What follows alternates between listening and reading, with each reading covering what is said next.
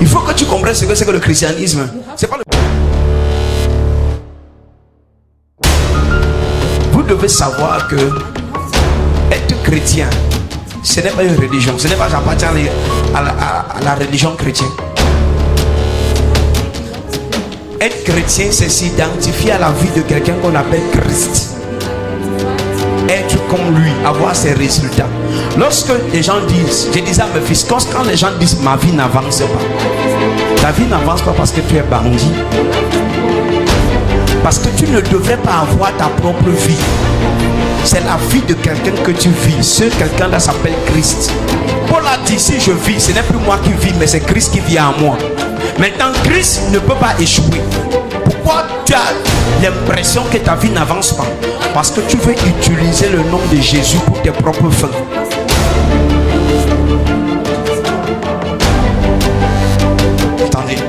Attendez.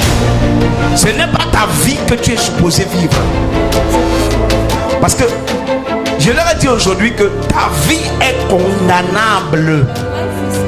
Depuis le jour où tu es sorti du ventre de ta mère et des règnes de ton père, tu es condamnable et coupable. Parce que la Bible dit que tous sont péchés et sont privés de la gloire de Dieu. Pourquoi? Parce que Adam a péché et nous sommes tous sortis d'Adam.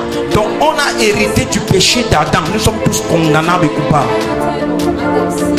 Maintenant, si tu reçois Christ, ce n'est donc plus ta vie. Christ est venu vivre à ta place. Il a été condamné à ta place, afin que par sa résurrection, que tu vives à sa place. C'est ça le christianisme. En fait, tu vis là. Maintenant, écoute. Viens. Si Christ est ici, si celui-ci l'offense, si réellement le frère Joël est en train de vivre la vie de Christ, il ne trouvera pas difficile à pardonner ou de pardonner. Il ne trouvera pas cela difficile parce que Christ n'a pas trouvé difficile. Je leur ai posé 3 questions. Si le frère Otobon offense le frère Joël et le frère Joël trouve difficile de pardonner ou à pardonner, il y a un problème. Ça veut dire qu'il ne vit pas la vie de Christ, il vit sa propre vie. Parce que numéro 1, est-ce que le frère Otobon l'a cloué à la croix? Est-ce qu'on a mis les clous dans ses mains? Numéro 2, lui, est-ce qu'il n'a jamais offensé quelqu'un? Numéro 3, est-ce que c'est la vie de Christ qu'il vit? Parce que quand Christ a été cloué à la croix, les gros clous, c'était pas les pointons, c'est que vous dites souvent là. Non. Ce genre de clous là, ces clous là sont rares dans les quincailleries. C'est pas les pointons, c'est plus que ça. Les gros clous, on a mis dans ses mains. Et étant clou, on a percé les mains, percé les pieds. Et il a dit, Père, pardonne-leur, car ils ne savent pas ce qu'ils font. Donc si ce n'est pas là, si c'est la vie de Christ, tu vas te comporter comme il se serait comporté s'il était là physiquement. Mais quand c'est ta propre vie, tu vas dire non, il m'a trop offensé, je trouve difficile de pardonner. Tu n'es pas en train de vivre la vie de Christ, tu vis ta propre vie. C'est pourquoi c'est normal que tu constates que ta vie n'avance pas. Parce que si celui-ci est en train de vivre la vie de Christ et le frère Otobon l'offense, il se comporte comme Christ se serait comporté s'il était là. Quelqu'un me comprend? C'est un échange de vie. Il a pris ta vie et il t'a donné sa vie.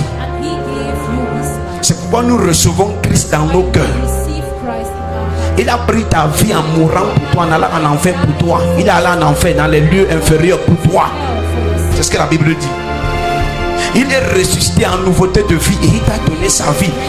Donc en fait, maintenant, comment connaître sa vie si tu ne lis pas? Parce qu'il te faut lire la parole pour que tu découvres comment Christ se comportait et tu te conformes à cela. C'est ça qu'on appelle le christianisme. Ce n'est pas le fait de prier, ni de jeûner, ni d'appartenir à une église. Ce n'est pas le christianisme. Le christianisme, c'est la vie de Christ en toi. Mais tu vas dire, non, il m'a offensé. Même si je pardonne, je ne veux plus qu'on se dise bonjour. Tu n'es pas chrétien. Tu es un païen. Et je peux te garantir, si tu meurs, tu vas partir en enfer. Là où ton vrai père est Satan.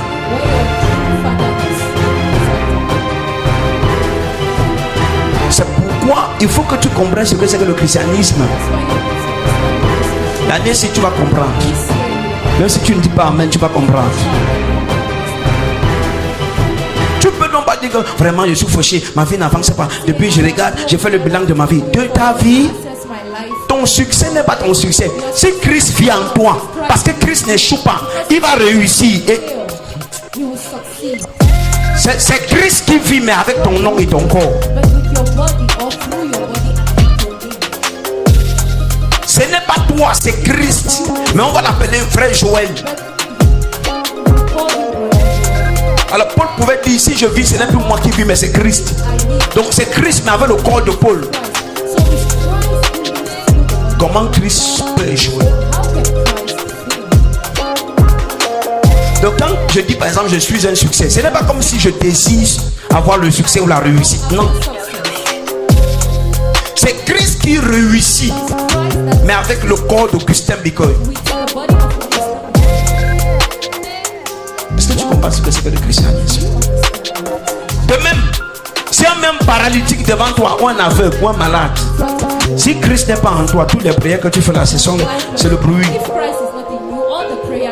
Parce que c'est ton corps qui touche, mais c'est Christ qui touche à travers ton corps.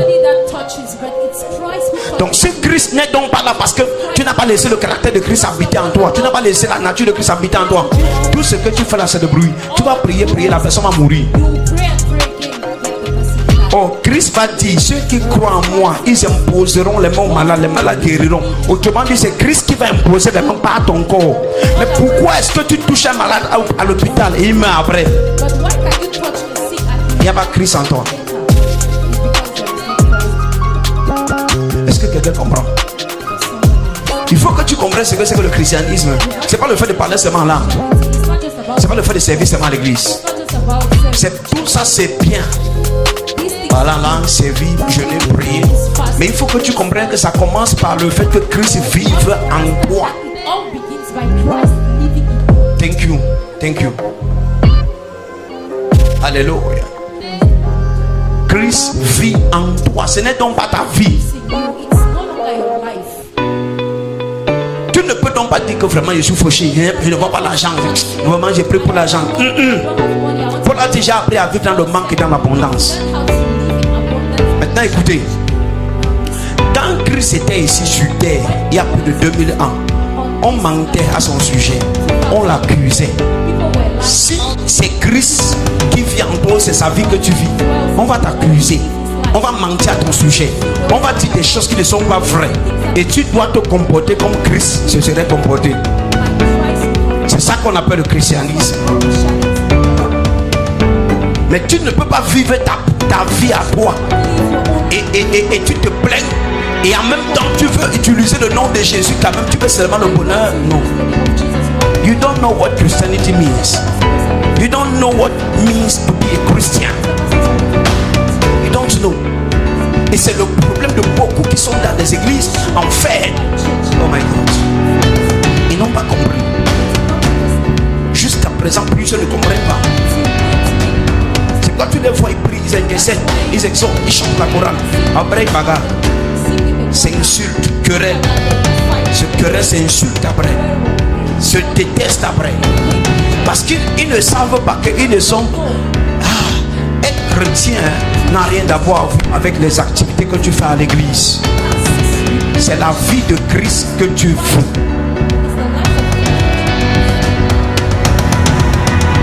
Ça veut dire que personnellement ta conscience, tu dois te dire je suis en train de vivre la vie de Christ. Quand je lis l'histoire de Christ, la vie de Christ, je me vois dedans. Je vois Christ en moi. When I read the Bible, I see the life of Christ, and when I watch over my life, I see exactly what Christ. I do what Christ would have done if he was still here. Praise God. You behave like Christ, you think like Christ, you talk like Christ, you move like Christ, you forgive like Christ, you give like Christ, you dominate, you have dominion like Christ, you speak like him, you pray like him, you exercise authority as if it's Christ himself. That's Christianity. Hallelujah.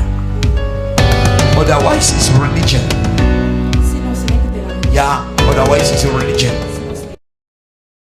Chapelle Holy Ghost Bonamoussa du village, située avant la carrière de l'hôtel Hibiscus.